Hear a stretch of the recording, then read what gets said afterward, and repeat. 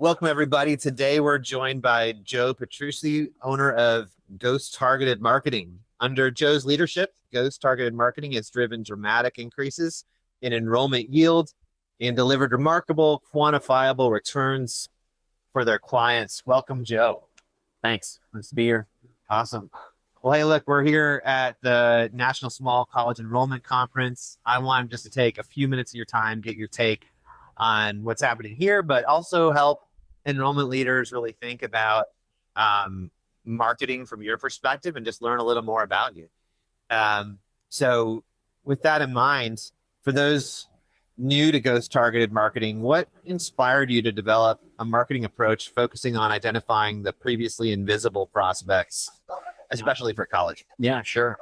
Well, little history, right? In 2008, I co-founded a company called Way Better Marketing. Okay. Still around, working with dozens and dozens of universities and colleges all over the country. We ran very traditional undergraduate search campaigns, graduate search campaigns, and did a really good job for our clients in identifying good prospects and driving ROI. Okay. There's a lot of frustration in that process. We, as good as we could be, still had to guess a lot about who to target, regions to target, what made the best prospective student for one of our clients. And as a result, when we would analyze how the campaigns worked, we were always shocked at how many people enrolled in these schools that we didn't target initially, right? And I think that's still true today. So we tried to find solutions years and years ago to kind of move down the funnel and be able to identify more of those sort of invisible shoppers while they're online, and then capture their PII in a way that let us kind of really target them in a very saturated and relevant way, right? And so until the last few years, that technology just didn't work very well.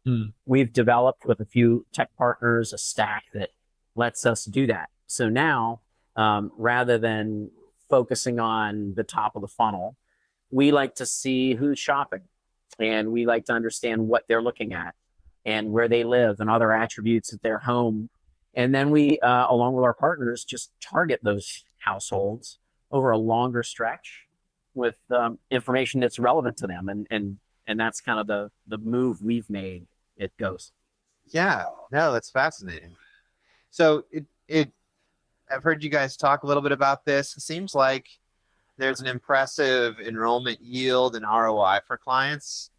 Can you walk us through high level how your tech stack actually works to deliver those kinds of results? I mean, a little bit further into that. Yeah. We tend to work with very small and precise audiences. So for a smaller liberal arts school, for instance, we might target 500 to 700 households nationwide every month.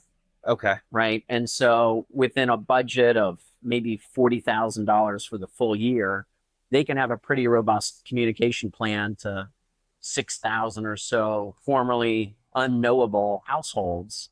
Right. So it's really built around modest budgets, but being very precise in our targeting.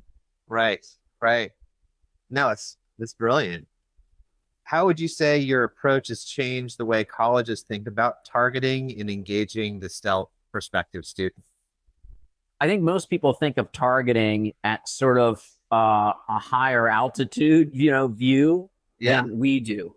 When we talk about targeting with the tech that we've developed, we're talking about a specific household and not the neighbors' households. Yeah. And I think the tools that most educators use when they're planning their strategies, particularly top of funnel strategies, they're thinking about regions and areas and zip codes maybe, but generally it doesn't get tighter than that.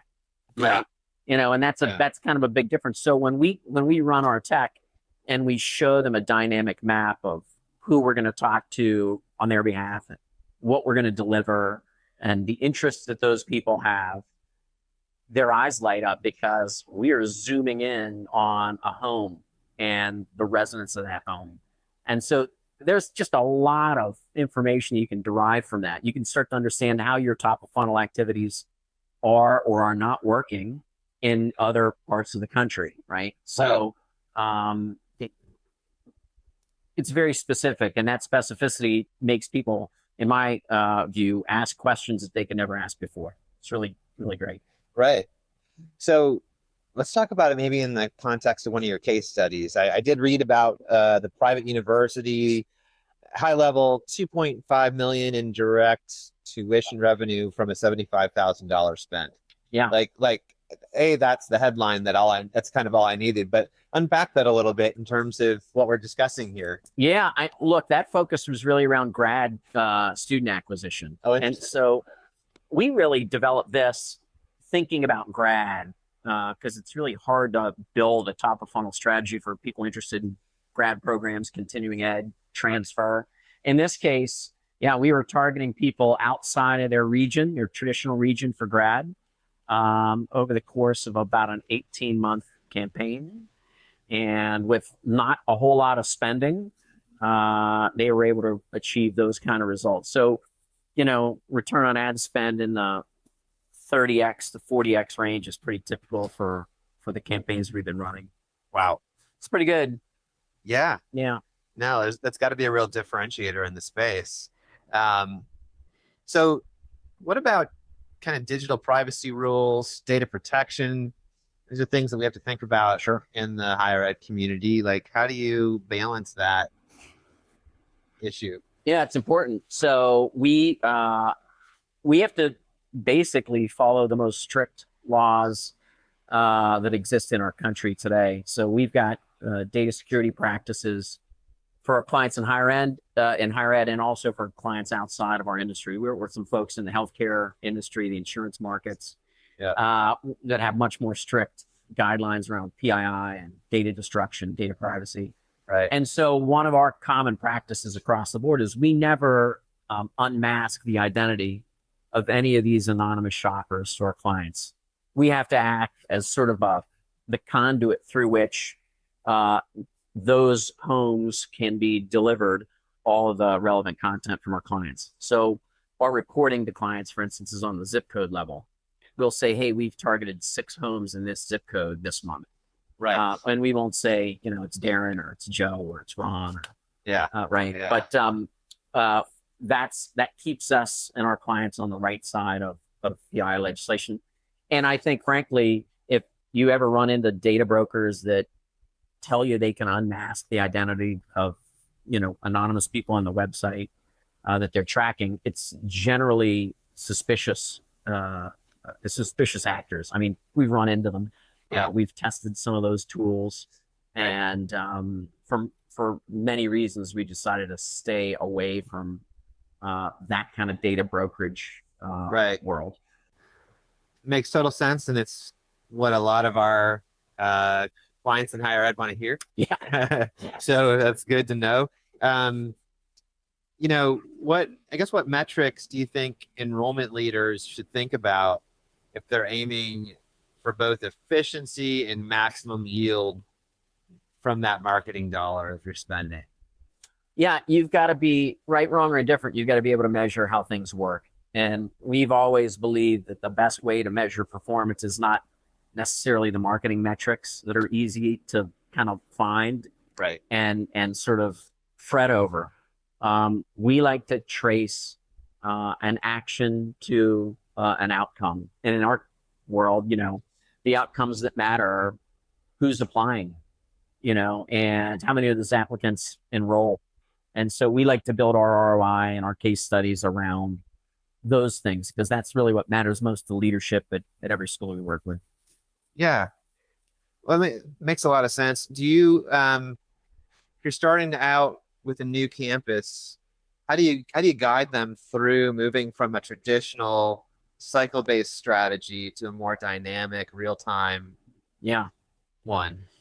What's worked best for us and for our clients so far is we just run some trials that have no cost, right? So we install the tech, we build out rule sets, we work with them to understand who the audiences are they're kind of most concerned about focusing on, and then we just let the tech stack do its work for a few weeks and report back all of what we find based on the data we've collected on their website. So it's one thing to talk about sort of general performance, and build a case for why somebody should invest, dollars with your solution. When you're introducing something new, like what we're up to, showing them how it can impact their world with their own data is pretty powerful, and the most logical way for us to figure out if it's going to work for them. Right. Right. So you mentioned you work across industries, Yeah. and you're having success in these other areas. You see some, around PII, you see some similarities, but I wonder if enrollment leaders can learn a thing or two from your experiences in other industries. Are there some transferable insights that you might bring into a college and have a conversation about? Yeah. So all of our clients in the for-profit world, Yeah. tend to be less set in their ways around who they think their prototypical client is. Okay. Right? So they'll have ideas about what makes somebody more likely to be one of their clients, or not. And having those kind of general guidelines drive a lot of their top of funnel strategies. But when someone shows up on the website and they've clicked 3 or 4, Yeah. clicks deep, and they're exploring program details on a grad program in accountancy. Yeah.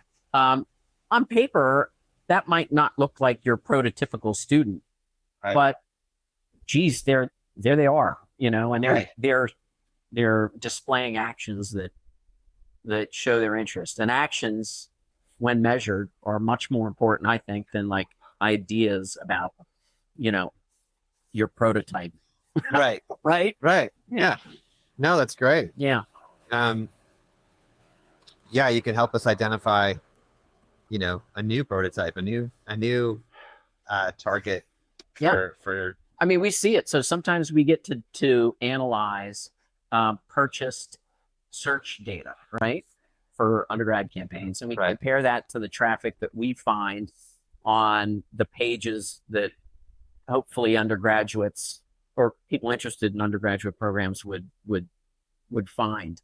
Yeah. And you'd be surprised, the Venn diagram, that crossover area is never as big as you'd hope, right? So while some of those people do show up, Yeah. and explore just like you've asked them to, Yeah. most of the people that are on those pages came from some other source, and sometimes that's shocking to people.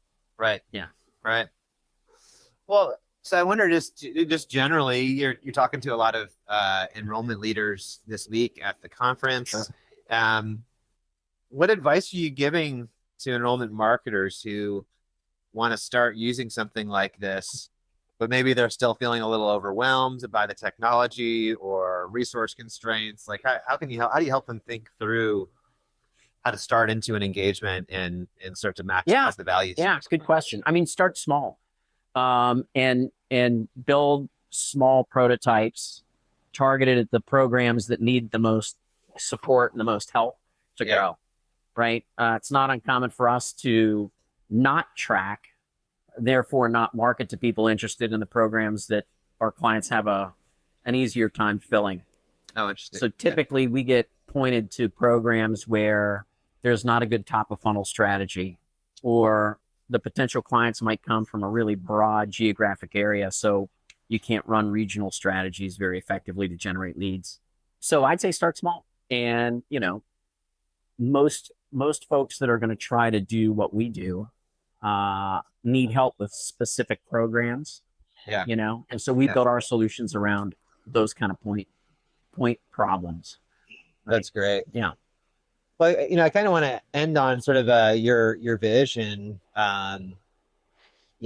There's so much technology coming at you on a regular basis. There's a lot of new ideas with AI. What looking ahead, what's next in data-driven enrollment marketing from your perspective? Real-time access to more data is super important, right? Yeah. Because not every prospect, not every inquiry, not every applicant has the same propensity to, follow all the way to enrollment. Right. So the more that you can understand in real time and grade sort of all of these prospects and suspects, the more ability you'll have to automate the amount of spend from a marketing standpoint in each of those homes. Got it. Right? Because some homes need a little more spend to move than others. And so this idea of variably spending on individual prospects is not something that you see in higher ed right now, but in the next few years, AI is going to make that possible. It's going to make that much more possible And probably more scalable. and scalable for sure, right? So Yeah. it not unlike what's happened with aid awards, right? Right. You know, understanding what it takes a specific home to move to the next stage, Right. requires a lot more than just sort of having 2 or 3 tiers of, you know, of strategy that you deploy there, right? Yeah. Two next door neighbors might move with dramatically different, you know, grants or awards. Yep. Right. And so you got to be ready for that. Oh, 100%. That makes sense. Yeah. Exciting times, Joe. It was great to learn a little more about your business. Excited to see what's ahead for you. And thanks for taking the time. Thanks, Darin. Nice to meet you. You as well.